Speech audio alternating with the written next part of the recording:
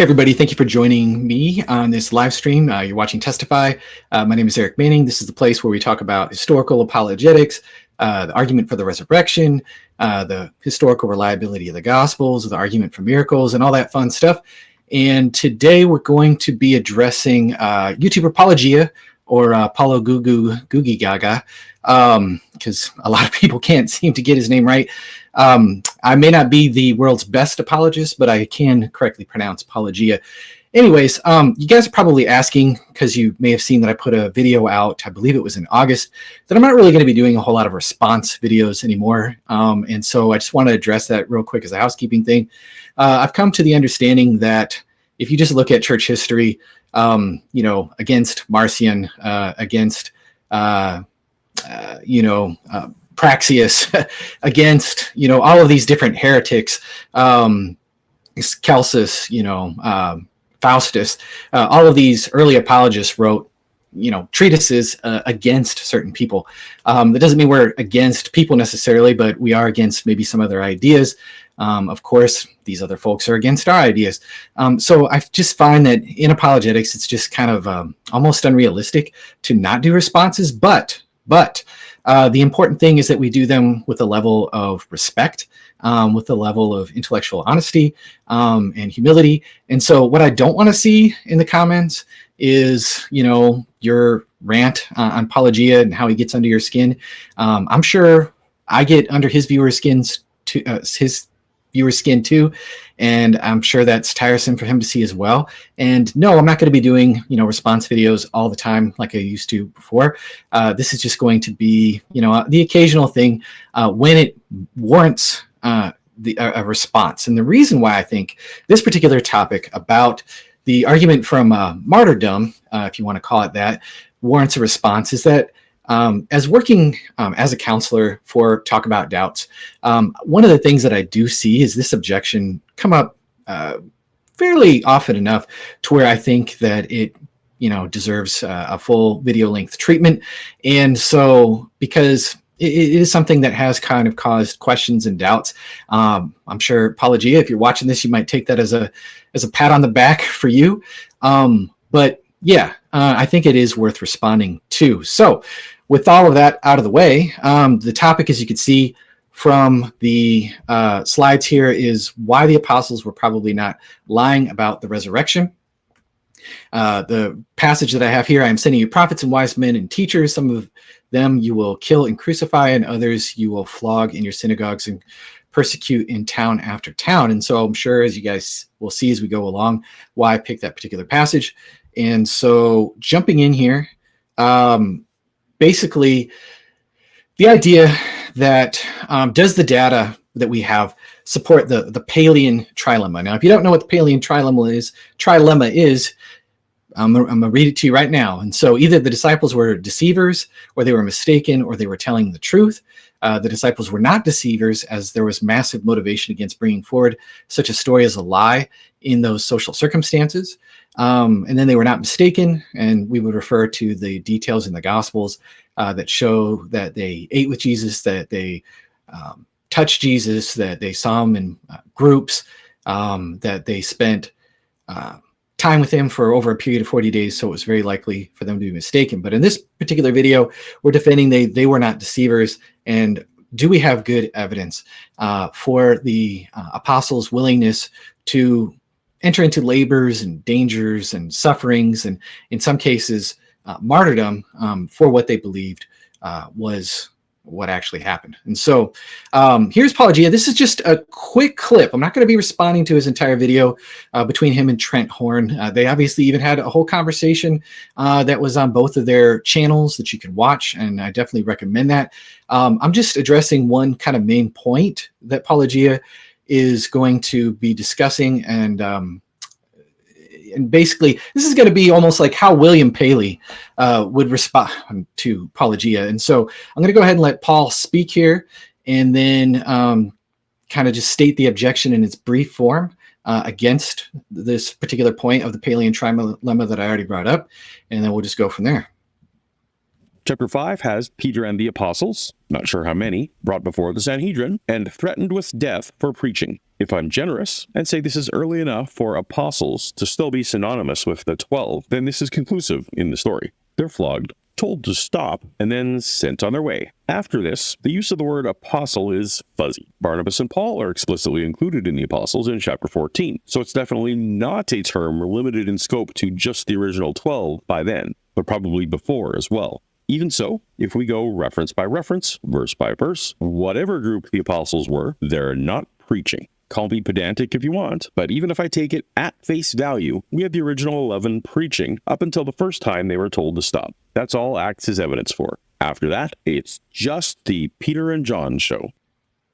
Okay, so there you go. Just the Peter and John show basically is what we see in Acts. And so does the data really support that? That's what we're going to be talking about. We're going to be talking about a lot of different things. Now, recently, Lydia McGrew did a 5-part response to this particular claim, as well as some claims by Bart Ehrman regarding whether the book of Acts supports the trilemma, the argument that I just went through.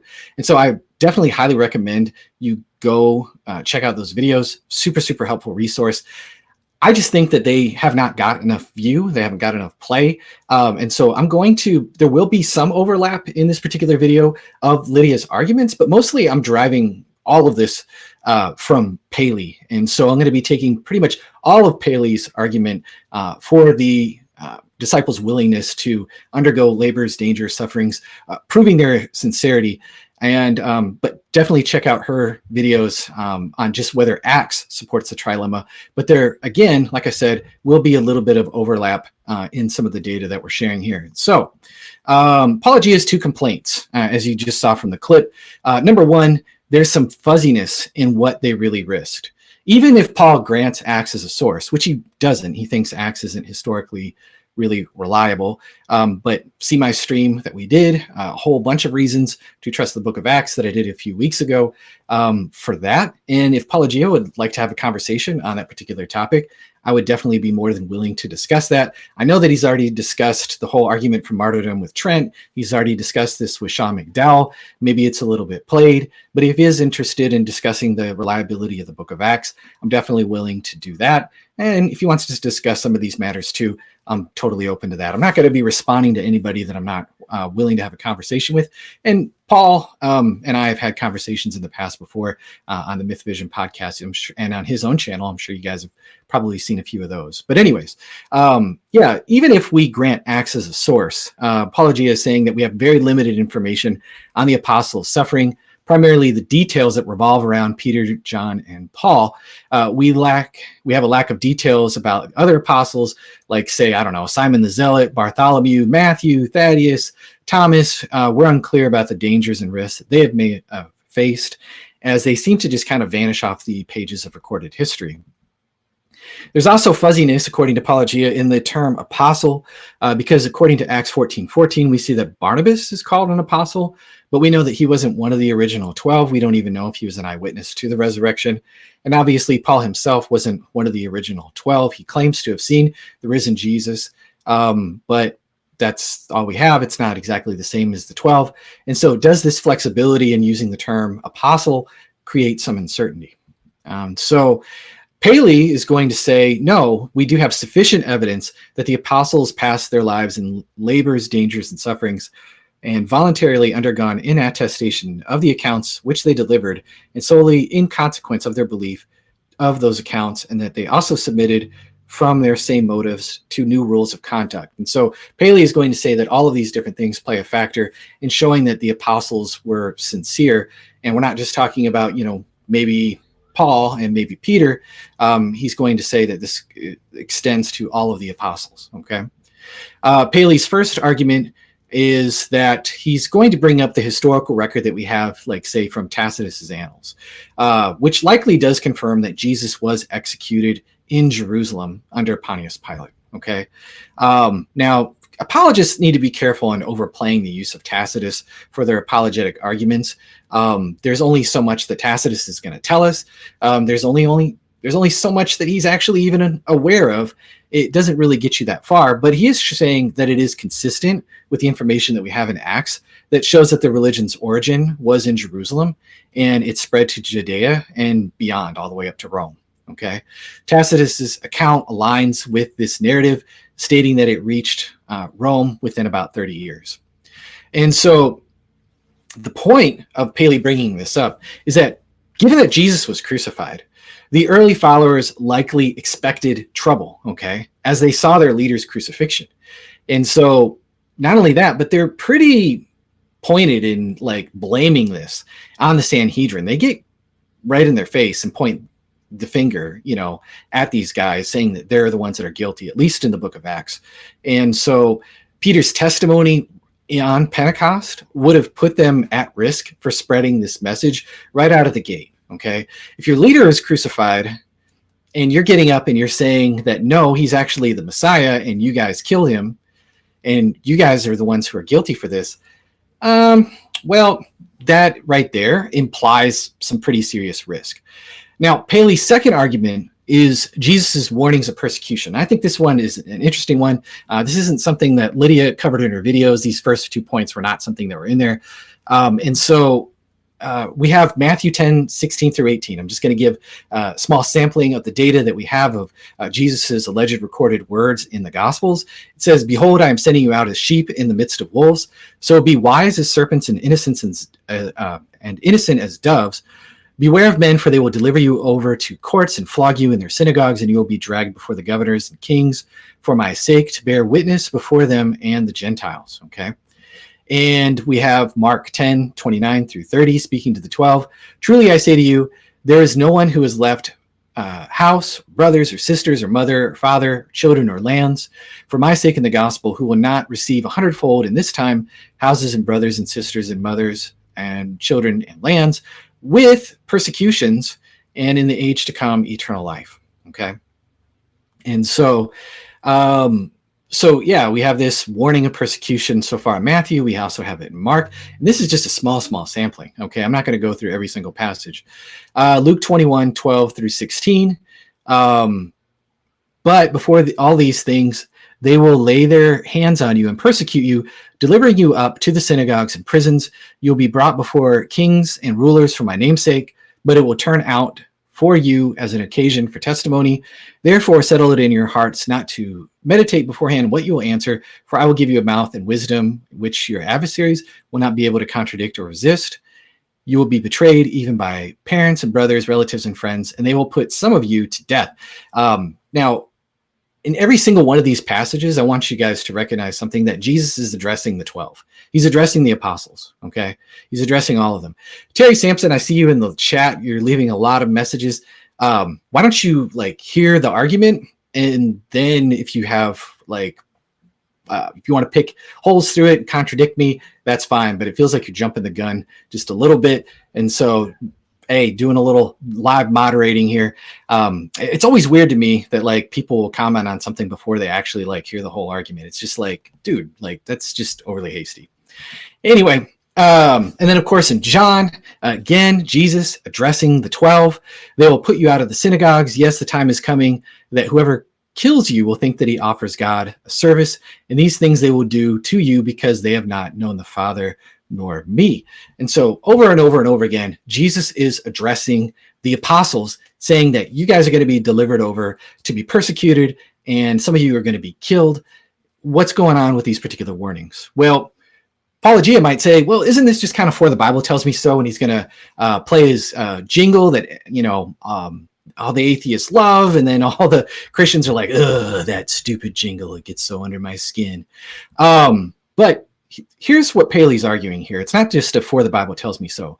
Jesus gave warnings of persecution in several instances, and Paley's argument considers two reasonable possibilities and two less reasonable possibilities. The first possibility, we have an accurate recording of Jesus's words. Okay, Jesus, at the very least, really did warn his disciples of persecution. Okay, at the very least. I think that's perfectly defensible. Or number two, these are later additions that the gospel authors inserted to match events. Okay, so maybe Jesus never said this, but a gospel author did, and it was to match the events of things that really happened. Apostles and were really delivered up to death and were persecuted. Okay, number three, Jesus is just deceiving people. Okay, he's just lying. You guys are going to endure persecution and suffering, and some of you are going to be put to death. But like, you know, he's basically lying to them. I don't think that's a very likely explanation. And then number 4, these are historical inaccuracies regarding his warnings. Okay, and so these were put into the text, but they're not accurate. It actually just didn't really happen. Okay, we made it up. All right. And so I think this is an interesting consideration that I haven't really seen. Like Trent Horn, maybe he has and I missed it. I don't know. I haven't seen Sean McDowell address as much. Maybe he has and I just haven't seen it. I haven't read his long book on the martyrdom of the apostles. So I'm definitely jumping the gun there. But I think this is an interesting argument from Paley that I just haven't heard a lot. It's underutilized. And so I think it adds, some a different kind of argument that, why would these words be in the Gospels if some of it didn't happen? It doesn't make a whole lot of sense, right? All right. So the third argument is the letters of the early church. Okay. Now I know these aren't like written from, Simon the Zealot or Thaddeus or Bartholomew or Thomas or anything like that. These are letters from Paul, but this does show the overall context that it was dangerous to be a Christian pretty much no matter where they went, right? Paul's writing to the Romans and he's saying, shall tribulation or distress, persecution, famine, nakedness, peril, sword separate us from the love of God in Romans 8:35. And then he does talk about tribulations in Romans chapter 5, in Romans chapter 12. It's a repeated theme that, hey, he's warning them, you're going to have to endure tribulations and sufferings, okay? And persecution, and bless those people who are persecuting you, okay? 2 Corinthians, all right? So Paul's writing to the saints in Corinth, and he's talking about how he is hard-pressed on every side, yet not crushed, perplexed but not in despair, persecuted but not forsaken, struck down but not destroyed, always caring about in the body of the dying the Lord Jesus, that the life of Jesus may be manifested in our body. For we are delivered to death for Jesus' sake, that the life of Jesus may be manifested in our mortal flesh. And so Paul is saying to the Corinthian church, hey, I'm being persecuted. They're aware of persecutions. They're aware of dangers for being a Christian in Corinth, okay?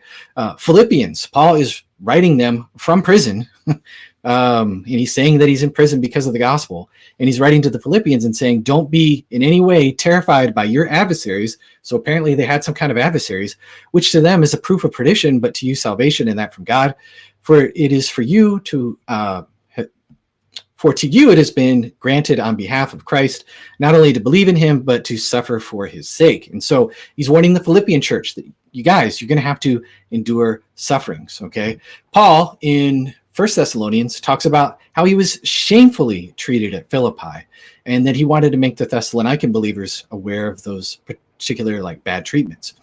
And then we have the Epistle of James, which is written to the 12 tribes, and he talks about Job being an example. We count them blessed who endure. For you have heard of the patience and perseverance of Job. And so he's talking about he is a good example of suffering and patience, okay? We have Hebrews 10, 32 through 36. We know that Hebrews was very likely written to Jewish believers. We don't know exactly I'm not off the top of my head. I'm not sure exactly where the location is, but these are Jews who are being persecuted and being tempted to go back to Judaism. Okay, and this is because of the persecutions that they're undergoing. And he says that some of you, after you were illuminated, you endured great struggle and sufferings, partly while you became a spectacle, both by reproaches and tribulations, and partly because you became companions of those who were so treated. For you had compassion on me and my chains, and joyfully accepted the plundering of your goods, knowing that you have a better and enduring possession for yourselves in heaven. Now, I understand that we don't know exactly who wrote who wrote Hebrews, but whoever he is, he's saying, I'm in chains. I'm in chains for the defense of the gospel, basically. And you guys had your stuff taken away, confiscated. And so here again, it's no matter where you go in the Roman Empire or in Judea or whatever, there's this context of danger. There's this context of suffering, okay? And so we're just kind of zeroing in, okay? I'm not saying this definitively proves that all 12 apostles we're suffering. Okay. This is just kind of like narrowing the scope more and more as we go along. Okay. 1 Peter chapter 4, verse 12, 13, and 19, the author writes, to the pilgrims of the dispersion in Pontus, Galatia, Cappadocia, Asia, and Bithynia. The author of 1 Peter writes, but inasmuch as you participate in the sufferings of Christ, so that you may be overjoyed when his glory is revealed. If you are insulted because of the name of Christ, you are blessed, for the spirit of glory and God rests on you. So then those who suffer according to God's will should commit themselves to their faithful creator and continue to do good. And so at the very minimum, the author of 1 Peter, his intended recipients are aware of who the Apostle Peter is. I think there's a fine historical argument that Peter wrote this particular epistle. It's quoted like a bazillion times by Polycarp, and Polycarp was a disciple of John and would have been aware of the 12. But at any rate, the point is that to this particular dispersion, which was a pretty large area, somebody who at least is claiming to be the Apostle Peter is saying, hey, you guys are going to have to undergo suffering, and as if like they're already experiencing it, that they know about it, and this audience would have been aware of Peter. They would have been aware that like, hey, he probably knows what he's talking about here. They probably would be aware of some of his own trials and tribulations, and so that's kind of interesting right there. Just a few more verses from the letters. We also have the book of Revelation. It's chock full of, if you guys hear thunder and lightning, I apologize if that's coming through in the background there. But Revelation is just chock full of martyrdom and suffering, right? And things that are going on in the early church. Revelation 2:10, just addressing the church at Smyrna. Do not fear any of those things that you're about to suffer. Indeed, the devil is about to throw some of you into prison, that you may be tested, and that you have tribulation 10 days. Be faithful unto death, and I will give you the crown of life. And so in Smyrna, we see it's dangerous to be a Christian, okay? I think in another one of the letters in Revelation, I think it's Thyatira, there's talking about, there's reference to a person who was martyred named Antipas. So the whole idea is that no matter where you go, Judea or any other part of the Roman Empire, and you're preaching the gospel, you're sticking your neck out, okay? Galatians 4:29, okay, again, here, the church in Galatia. But even so, he that was born after the flesh persecuted him that was born after the spirit, even it is as it is so now.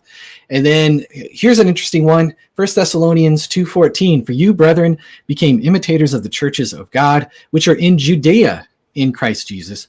For you also suffered the same things from your own countrymen, just as they did from the Judeans. And so here Paul is saying that the Judeans are persecuting the Christian Judeans, and you guys are being persecuted from, believers in your area. It's the same thing for these guys. Well, where did the church originate from? Where are the 12 apostles from? Where did they all start the movement? It's Judea, right? And so it's a reasonable inference that it was dangerous for them to be preaching this message. Thessalonians was written late 40s, maybe early 50s. And so this is, some pretty interesting evidence. Does it make the argument all by itself? No, I'm not saying that it does, but all of this points in one direction, a pretty clear direction. Okay. And so Paley argues, were these texts meant to deceive future generations? Were they just written, these letters, to deceive them? Like, hey, there really was this persecution, but there really wasn't. That's pretty far-fetched. If these texts were composed during the claimed era and were in circulation at the time, it's improbable that they were fabricated solely to mislead future generations. I don't think anybody thinks that. And the notion of passages added for deception is less reasonable when applied to the original context. And so I don't think anybody is going to think that. Paley is just addressing arguments in his own time, but it is interesting, okay? Terry's just not going to listen. He's just going to do his thing. And so if any moderator wants to mute him, he's just jumping the gun with all of his comments. And so feel free. You don't have to if you don't want to, but I just don't get it. Just hear an argument before you decide. You haven't even heard the whole thing. Anyways, just you gotta punch people in the comments. While you're live, it's part of the fun parts of doing lives. And so additional considerations. These letters were sent to various churches in places like Corinth, Thessalonica, Galatia, Rome, Thyatira, Smyrna, Philippi, and others. Okay. The recurring theme of suffering and persecution in these letters suggests that being a Christian in these areas was risky. Churches like Corinth and Galatia had knowledge of prominent figures such as Peter, James, and John. Okay, we know that they're referred to in the epistle to the Galatians. We know that Peter is referred to in 1 Corinthians. We know that Jesus' brothers are referred to in 1 Corinthians. The epistle to Galatia, just to clarify, is Jesus' brother James, not James the son of Zebedee, obviously. The 12 apostles, they came from Judea. The church was singled out for being persecuted. Okay. Additional considerations. Paul mentioned the 12 apostles in 1 Corinthians 15:5. He spent 2 weeks with Peter and met James and John, sharing his gospel with them and submitting his gospel with them. And so here we have somebody who is not one of the 12 actually submitting himself to members of the 12 and Jesus's brother, saying, is this the correct message? And they're saying yes. Okay. If this is what I want people to consider, if you had a brief vision of the Lord, as Paul did, and later you saw other apostles returning to their previous occupations rather than preaching, I think it would raise some questions. And so if Matthew goes back to his tax booth, okay, and Simon's like, you know what, maybe Jesus wasn't the Messiah, I'm going to go back to being a zealot and be all part of that again. If you're Paul, you might be like, something ain't right. Maybe I had a little too much pizza when I saw that vision. And so go back to my stream about Paul and his conversion, because I don't think it was just a brief vision, but it was like a multi-sensory experience. But anyways, well, it was a short vision, but you guys know what I mean. It was a multi-sensory thing. And so, but yeah, if that had happened and people are just going slinking off and just disappearing off the scene, and you're Paul and you know Peter and you know John, and you're catching wind that these guys are just kind of disappearing off the scene, you might kind of want to slow your roll a little bit. And we know that Paul doesn't slow his roll at all. He puts the pedal to the metal. Okay. Luke, who traveled with Paul, seemed acquainted with the disciples and mentioned the 12 in his gospel and Acts. So it's reasonable to assume that Paul had some awareness of the less discussed disciples. Okay. It's not crazy to think that. We know in Acts chapter 21 that Paul was in Jerusalem for a time, and Luke was traveling with Paul. See my stream on Acts for more information on that. He would have had plenty of time to interview these different people and kind of find out what's going on. He lists the 12. Okay. If something hinky was going on, these guys just kind of slinked off the scene. The early church, as we'll talk about later, they didn't really have too much of a problem calling that kind of stuff out. Okay, so the fourth argument, this is Acts, and this goes back to the original quote from Paulogia that even if we grant Acts as being highly historically reliable, it doesn't really prove a whole lot. We just have the Peter and John show. And so let's talk about that a little bit here. Again, this is all from Paley, but see Lydia McGrew's recent 5-part series on this particular topic, because she's going to go into a lot more detail than I would. I'm just going to give you a brief overview, because he says even if you go line by line through Acts, you don't get what you need as an apologist to make the claims that you're making. And this is where I'm going to disagree. And so Paley's argument is Jesus was devoted to spreading his message in Judea and Galilee. He selected 12 close followers to assist him, who often traveled with him. Occasionally, he sent them out in pairs, and they also went out to Jerusalem for a brief period. These followers were present when he was arrested and executed in Jerusalem. After his teachings, they were instructed to share the message and gather followers from different parts of the world. Shortly after Jesus' departure, his close followers, along with some family and regular supporters, assembled in Jerusalem. Recognizing their duty to spread the religion, they decided to replace Judas, who had previously abandoned them and later expressed remorse and met a tragic end. They meticulously selected a replacement who had been with Jesus from the beginning and had witnessed the resurrection. That was the qualification. This is in Acts 1:12 and 22. Their mission began in Jerusalem, where they boldly proclaimed the fulfillment of prophecies and declared Jesus as the chosen judge of God. They encouraged people to believe in Jesus for the promise of eternal life and express their faith through baptism. Okay. And so this message of close-knit followers of Jesus attracted a considerable following, resulting in a tight-knit community. As the Jewish leaders began to take notice of the growing movement, Peter and John, two of the disciples, were arrested while addressing a gathering at the temple.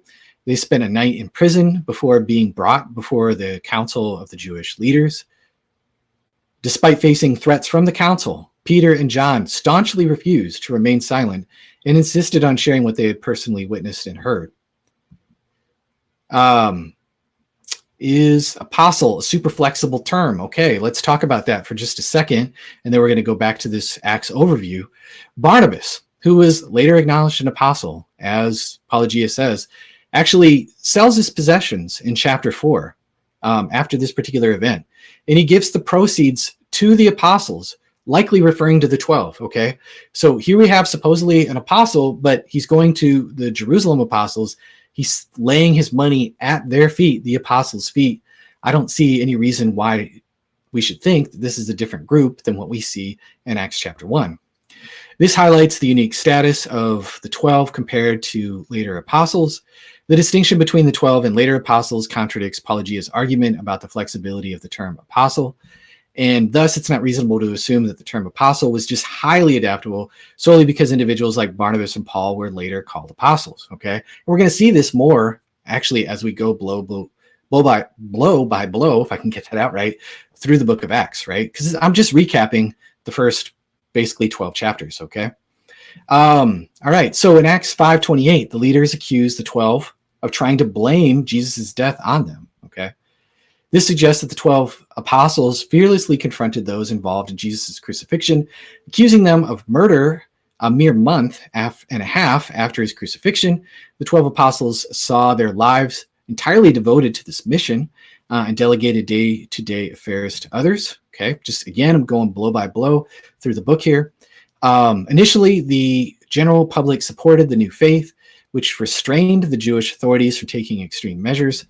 However, opponents argued that the new religion threatened their law, Moses, and the temple, leading to the stoning of Stephen. The persecution, initially centered in Jerusalem, extended to other cities where the Sanhedrin held authority over the Jews.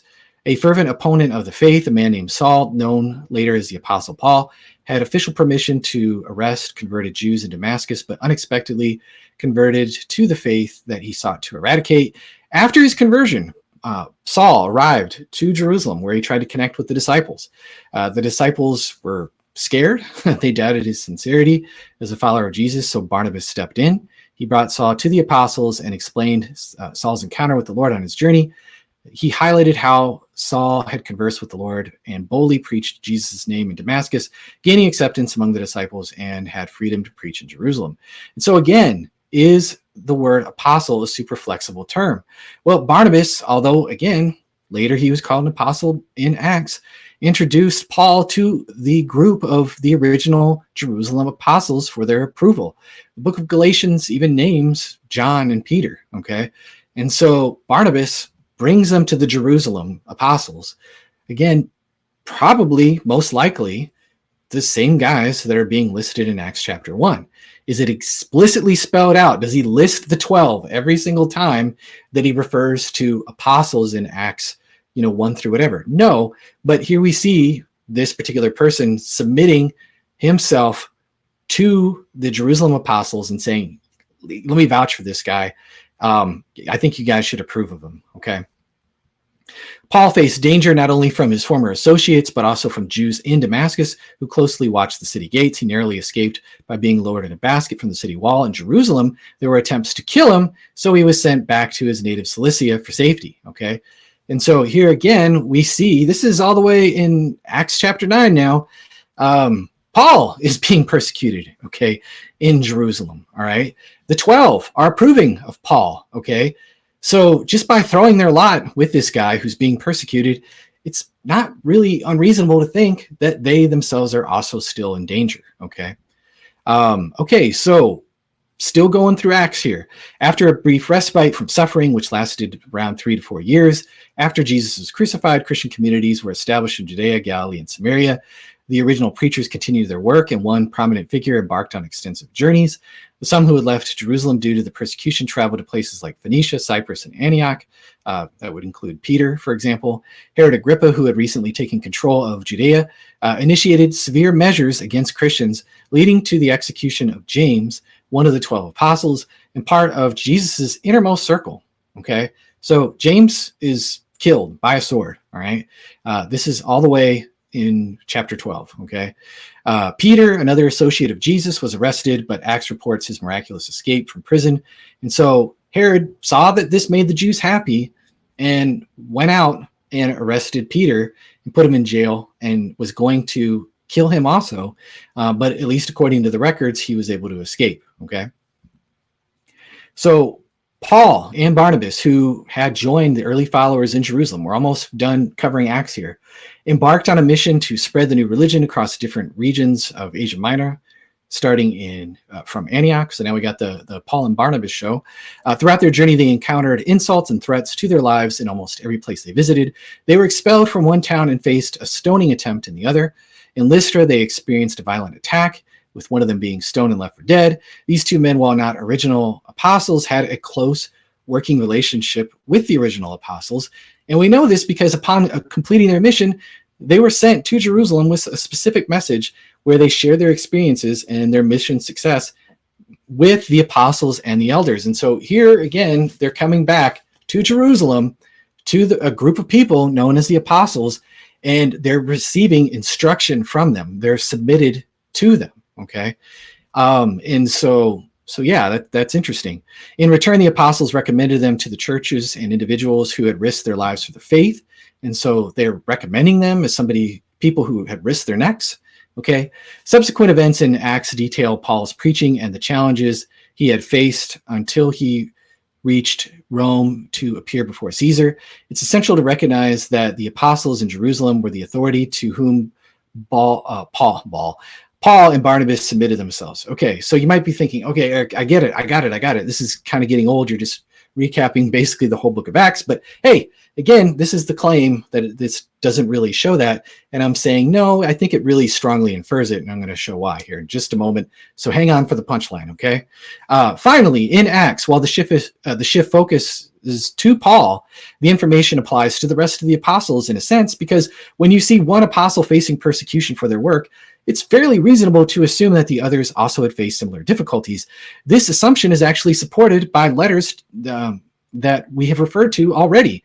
In 1 Corinthians 4, 9 through 11, Paul says, "For it seems to me that God has put us apostles on display at the end of the procession, like those condemned to die in the arena. We have been made a spectacle to the whole universe, to angels as well as human beings. We are fools for Christ, but you are wise. We are weak, but you are strong. You are honored, but we are dishonored. To this very hour we go hungry and thirsty. We are in rags. We are brutally treated. We are homeless." And so Paul is saying, hey, it's not just like me. Okay, it's the apostles who are being treated like this. Okay, it's reasonable to infer that that would still include the original 12 apostles. Again, as I mentioned earlier, the Corinthians, they're familiar with Peter. Okay, they're familiar with Jesus's brother James, who we're told has an experience of the risen Jesus in Acts 15. And so also in the earlier part of the story, when the other apostles are mentioned, we see several incidents in a short time frame. 2 of them are arrested, put in jail, threatened with more punishment. Then all the apostles are imprisoned and beaten. Shortly after that, one of their followers, Stephen, is killed by stoning. And there's a lot of persecution against the group, leading to most of them to leave the area. So within a brief time, James is put to death by the sword. Peter is sentenced to the same fate. All this takes place in Jerusalem within just 10 years after Jesus' death and the start of the movement. And so what Paul is saying here in 1 Corinthians 4 seems to line up with the accounts that we have in the book of Acts, okay? And so the lessons learned here, Paulogia's claim that even if we trust Acts, it doesn't definitively prove that the apostles were willing to endure suffering, except for a small group, appears flawed.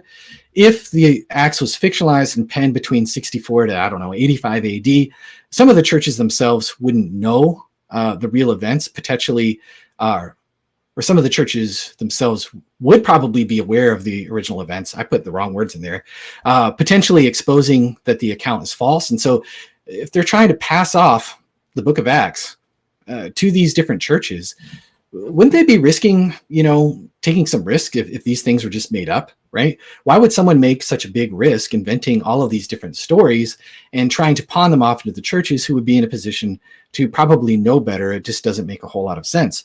And so I don't think that what Paulogia is saying here, well, it's just the Peter and John show and that's it, that's the best that we can get, really applies if you really think about even the other four gospels. I mean, how often do we hear from Simon the Zealot? How often does he talk? How often does Philip talk? Like 3 times in the book of John? How often do we see Bartholomew speak? Like, does he speak very, very often? How often does Thaddeus speak, right? I think he speaks in John's gospel once, and he's referred to as Judas, but not that Judas, And so it's like the same amount of focus and spotlight that is on the apostles in the gospels is the same spotlight that we see, but they're always referred to as the 12 in the gospels. But in Acts, suddenly it's different just because we have Barnabas and Paul also called apostles, but Barnabas and Paul are constantly submitting themselves to the Jerusalem apostles. And so I think that, no, again, he's not spelling out every single time which 12 were present, who was there, all that other stuff. But it's a very, very reasonable inference, okay? And so, yeah, anyway. So the parable of the tortie, here's my cat, okay? I'm going to borrow this illustration from Lydia McGrew here. And so if we have strong positive evidence, that should outweigh mere possibilities in evaluating claims, okay? For example, if you have a neighbor who has a well-cared-for cat, baseless suggestions of another hidden, mistreated animal in the house is pretty unreasonable, okay? This relates to the apostles' discussion in Acts. Explicit proof shows that 12 apostles courageously were preaching the resurrection. And in subsequent chapters, suggesting that they still had this ongoing boldness, at least suggests it, at least implies that they remained resolute in their beliefs. While one apostle theoretically might have renounced their beliefs, Acts careful historian suggests the opposite. He never says anything to indicate the opposite, okay? He never, there's no indication of it whatsoever. And so here's the point. Demanding more specific evidence from Acts is like insisting on searching your neighbor's house to prove that they don't have an abused hidden animal in there, okay? You already have this evidence. You already see how several of them are acting, okay? To say, oh, well, there's like this hidden thing about maybe Thaddeus or maybe Simon the Zealot or maybe Matthew that they just kind of like got out of Dodge, it just seems kind of like unreasonable, okay? And so that's kind of the overall point there. There's nothing against it, and we'll get into it more. How about John on Peter? And so we'll talk about how we have a pretty good idea of how Peter was executed. There's supporting evidence for Peter's suffering and martyrdom. Jesus' words in John 28:18 suggest crucifixion. As we read here, when you're old, you will stretch out your hands and someone else will dress you and lead you where you don't want to go. Jesus said by this kind of death that Peter would glorify God. Then he said, follow me. This imagery aligns with early Christian emphasis of crucifixion as seen in Jesus' crucifixion and the bearing of the cross. Early Christian texts, such as Barnabas and Justin Martyr, use similar language of this stretching out of hands, okay? John's statement about Peter glorifying God in his death indicates Peter's unwavering faith. If John's gospel was written in the late 1st century, John is a credible source for Peter's death. The author wouldn't credit Jesus with the prophecy unless it had happened as described. And Paulogia, in one of his videos, interesting enough, he says that the stretch death is a bit of a stretch. And, he could just be like Grandpa Simpson being carried into a nursing home against his will. Well, I don't see exactly how that death would glorify God. There's an inconsistency here when seeking evidence of alternative scenarios. If Peter did die of old age, where's the evidence? Where's the beef, right? Demanding multiple sources from Christians while offering none, just saying, hey, here's a bare possibility, seems pretty questionable, right? And if this kind of death glorified God, then he probably didn't die of old age. Okay. Martyrdom was something that was glorified in the early church. Okay. So it's reasonable to assume that it very most likely was a martyrdom. All right. So we're getting to Paley's fifth and final argument here. This is the Apostolic Fathers. Okay. So like Clement of Rome, Polycarp, and Ignatius. We're going to talk about some of these guys and what they say. All right. So first, Clement, written by Clement of Rome, who was a disciple of the apostles, particularly of Paul and Peter, at least according to Irenaeus, provides insights into the apostles' deaths. Clement's audience in the Corinthian church has contemporaries of the apostles in direct contact with figures like Paul, making them well placed to evaluate the credibility of his account. Okay. And so where's Clement? He's in Rome. Where is Clement writing to? He's writing to the Corinthians. These are churches that Paul had definitely had correspondence with, and definitely in the case of Corinth had actually visited, right? And he was known to be killed in Rome. Okay, he reaches Rome in Acts. Okay, Ignatius and Polycarp, who were students of the apostles, wrote to the churches with apostolic connections, and their writings reflect valuable information and assumptions about the apostles' fate. Consider not only the explicit statements in these sources, but also the expectations they have of their audience's knowledge and their awareness of any competing accounts. Okay. And so what we want to consider here is that, again, these are disciples of the disciples, at least reportedly by Irenaeus. Okay. They're writing, Polycarp is writing to the Philippians. Okay. Well, Paul knew the church of Philippi, right? You have Clement. I already mentioned that. You have Ignatius. He's writing to all kinds of different audiences, some that Paul had written to, and some churches that Paul had visited. And so we need to keep that in the background here. So first Clement 5, Clement says, by reason of jealousy and envy, the greatest and most righteous pillars of the church were persecuted and contended even unto death. Let us set before our eyes the good apostles. There was Peter, who by reason of unrighteous jealousy endured not one but many labors, thus having borne his testimony, went to his appointed place of glory. By reason of jealousy and strife, Paul, by his example, pointed out the prize of patient endurance. After that, he had been several times in bonds and had been driven into exile, had been stoned, and had preached east and in the west. He won the noble renown, which was the reward of his faith, having taught righteousness unto the whole world, and having reached the farthest bounds of the west. And when he had borne the testimony before the rulers, so he departed from the world and went to a holy place, having been found a notable pattern of patient endurance. Okay. I don't think that's death of old age. All right. And so this is referring to Peter. This is referring to Paul. I know that Paul is definitely the less controversial figure in this, but we have the mention of Peter, right? Ignatius, in his letter to the Smyrnans, he says, for I know that after his resurrection, also he was still possessed of flesh, and I believe that he is so now. For when instance he came to those who were with Peter, he said to them, lay hold, handle me, see that I am not an incorporeal spirit. This is referring to Luke chapter 24, or at least certainly appears that way. Immediately they, i.e. Peter, and those who were present with Peter at Christ's appearance, i.e. apostles, touched him and believed, being convinced both by his flesh and spirit. For this cause they despised death and were found its conquerors. Okay. And so here it appears that anybody who was a witness with Peter to the resurrected Jesus also despised death and were found its conquerors. Okay, that looks an awfully lot like martyrdom to me.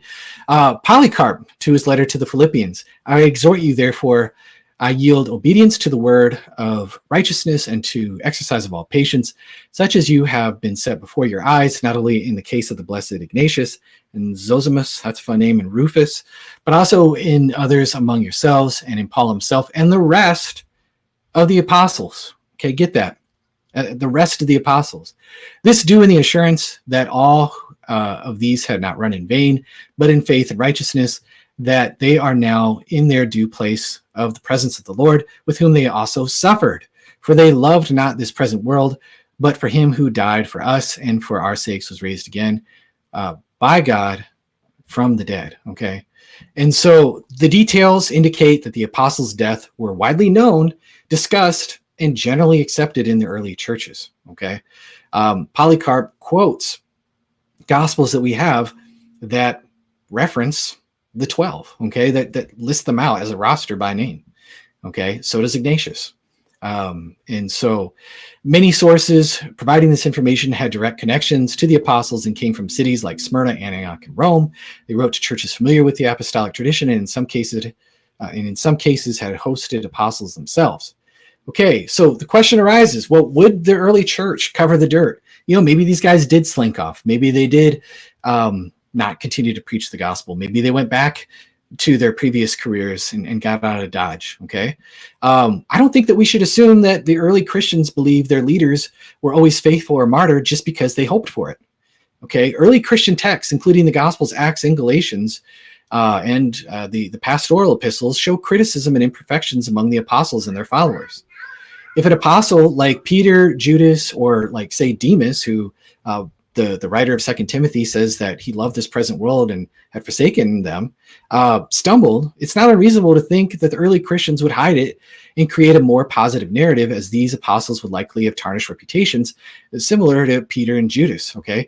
Like, they're pretty outspoken about what happened with Judas. They're pretty outspoken about what happened with Peter. We still have the record in Galatians of Paul confronting Peter. And so would they cover the dirt? Maybe not. All the evidence that we have seems to imply that they wouldn't. We have no evidence to imply that they would. Okay. And so we have to go with the evidence that we do have and not just appeal to bare possibility. Okay. And so this is not based on blind faith. Not all early sources agree on John's martyrdom. There are early church fathers who say that he wasn't martyred. There are early church fathers that do. Philip of Side mentions Papias' assertion of John's martyrdom. Okay. Papias wrote this down, that John was martyred. Okay. We don't have that fragment. It's only mentioned in Philip of Side, who was an early church historian.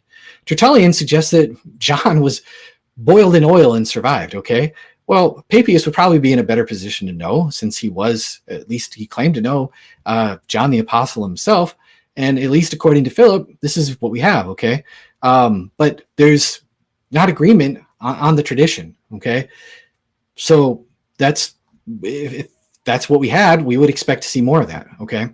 When there's a strong consensus on figures like Paul or Peter being martyred, it's more likely that these claims are based on solid evidence rather than blind faith. And so, to conclude, I think Paulogia's demand for third-party, almost like courtroom scenes, where we have definitive proof of the apostles' sincerity, is kind of arbitrary and unnecessary.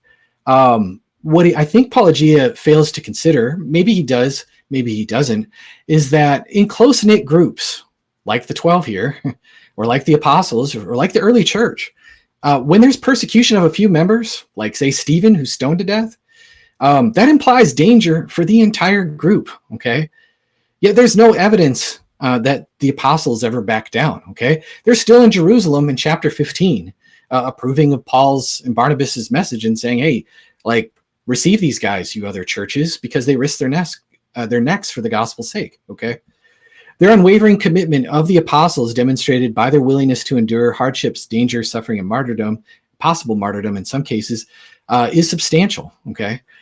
The apostles continued their mission during the time for which we have a record of their actions. If evidence doesn't guarantee a conclusion, that doesn't necessarily mean that we don't have evidence. We still have evidence that supports a conclusion. We don't need, documented, this is how this one died, and this is how this one died, and this is how this one died. And then we have all that particular evidence. We have a bunch of evidence all pointing in the same direction, and we have zero evidence other than just bare speculation that, well, they fell off the pages of reliable history according to this particular, my reading of Acts. Therefore, we don't really know. It's very possible that they recanted. And even in the case of demanding, we don't know. Did Paul have an opportunity to recant? Did Peter have an opportunity to recant? That we don't need that in order to verify that we have some strong indicators of sincerity, that they were willing to undergo all kinds of suffering and put their necks on the line. Okay. I think Paulogia here is relying more on possibility and then he's confusing them with more likely. We don't want to appeal to just bare possibility when everything that seems probable, again, like I said, points in the same direction. And so that is what I got. And so I appreciate you guys for watching this particular stream. I hope you found that it was helpful. And so, yeah, I like Paul. I think he's a really nice guy. I feel like if like Paul and Shannon lived like down the street from me, I'd probably like bug them and, you know, ask them to come to my house and do a barbecue and different things like that. And, you know, hang out with them in their driveway and, you know, shoot the breeze. But on this particular issue, I feel like, I don't know, it's kind of strange. It seems to me like there's a lot of evidence that we have that at least points in this direction. And to say, no, actually, it seems like we need the evidence to be way up here in order for the Palean trilemma to really have its full force. I don't know. I just don't think that it works very good. And so I appreciate you guys so much for watching. If you guys have any questions in the chat, let me know now. If not, I'm just going to sign off. But yeah. And again, if Paul would like to have a conversation on the Book of Acts or this particular topic, I'm more than willing to do that anytime. And so I think that's all that we have. I don't see any questions right now. And so again, thank you guys so much for watching. If you found this informative, go ahead and share it, leave a comment, all of that kind of good stuff. And if you want to support me, you can always do so at patreon.com/isjesusalive. I definitely appreciate, you know, all of my patrons. You know who you are, and channel members. Thank you so much for all the support that you give me in order to be able to continue to do these things. And so also, again, I hope you like the lives. I've just kind of gotten away from the edited videos a little bit for the time being, just because I'm just trying to do something just a little bit different and learn to, I don't know, think off the cuff a little bit more. As you see, I'm not really off the cuff that much. I got a bazillion slides. So maybe one day, you know, people tell me, you know, religion's a crutch. No, slides are the real crutch. Okay. Maybe I'll get off the crutch in the future here. And so, all right. Well, anyways, thank you guys so much for watching and for hanging out, and I'll see you in the next one.